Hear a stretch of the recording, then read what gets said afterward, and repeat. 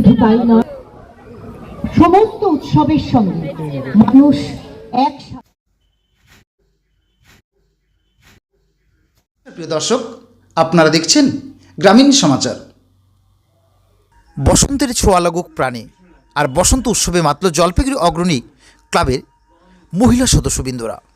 এদিন বসন্ত উৎসবের রঙিন ছোঁয়ায় অংশীদারী হয়ে ওঠেন জলপাইগুড়ি পৌরসভার কাউন্সিলর তথা প্রাক্তন চেয়ারম্যান পাপিয়া পাল।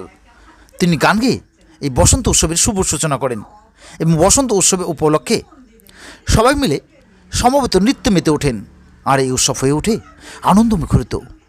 এদিন জলপাইগুড়ি পৌরসভার কাউন্সিলর তথা প্রাক্তন চেয়ারম্যান পাপিয়া পাল কি বললেন শুনবো। সকল বসন্তের অনুষ্ঠান শুরু করেছি।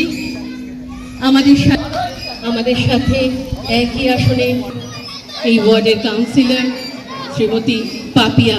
আমাদের আজকের অনুষ্ঠানের শুরুতেই আমরা আমাদের ভীষণ কাছের মানুষ